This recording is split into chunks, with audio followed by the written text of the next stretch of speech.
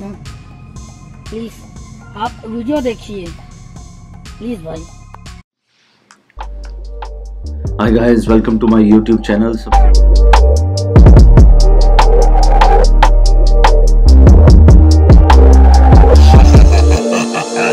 I'm gonna discuss the first test match between India and England today, and I'm gonna tell you the top 10 reasons why India lost first test match.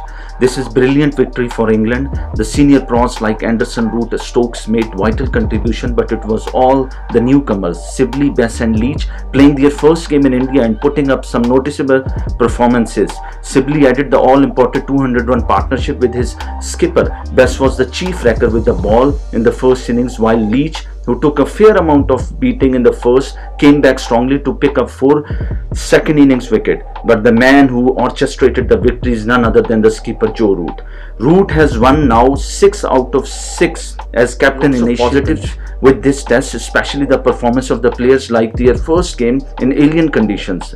India have been given a reality check after the highs of Australia. Not too many people would have expected an India loss in the first test of their 4th series versus England in Chennai. They also had the key players like Virat Kohli, Ishant Sharma, Jasprit Bumrah, Ravichandran Ashwin fit and available for their tests, and the England are ranked 4th in the ICC test rankings.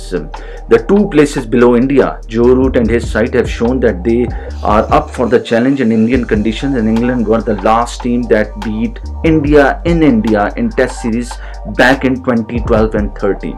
So the first reason which I'm going to tell you is that innings is a mammoth total. England captain Joe Root in fact had said that they were aiming for 700 runs in the first innings. England batted for 190.1 overs in their first innings before being bowled out. The second reason I'm going to tell you is that Chennai pitch. Though India did manage a bowl out England in their first innings, it was a hard work for their Indian bowlers on the flat track, which was very good to bat on once the batsmen settled in. England, fresh off 2-0 series sweep in Sri Lanka, were not intimidated by the pitch at all. There was all over the home ground advantage as such for India. The third reason I'm gonna tell you is that India bowling performance in England first innings. Though bearing Washington Sundar and technically Rohit Sharma, every other Indian bowler was among the wickets in England first innings. There wasn't enough pressure applied on the England batsmen, and that was one of them. Now Joe Root in ominous form. To say that the England captain is in a very good form would be an understatement. Joe Root scored total 426 runs on England tour of Sri Lanka and finished highest run getter at an average of 106.50, the highest score of 2. Well, he was the rock for the English batting once again. I'm gonna tell you the fifth reason.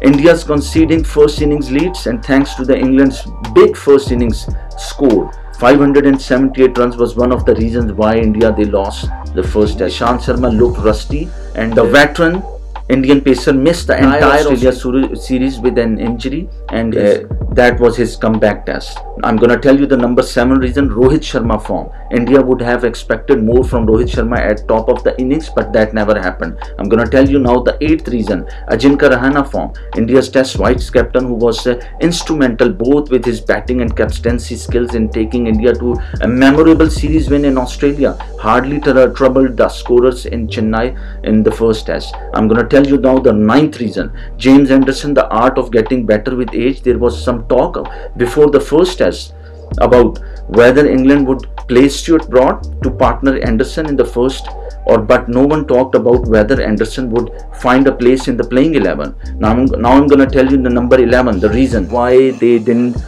go with Kuldeep Yadav or Yuzvendra Chahal. Shehbaz Nadeem, I think so, that was the wrong decision by the selectors to include him in the first test match. I think so the things would have been completely different if India would have gone with Yuzvendra Chahal or Kuldeep Yadav in the first test match. And what if England, they come back in the second test match with the Chris Woakes, Stuart Broad or Moeen Ali?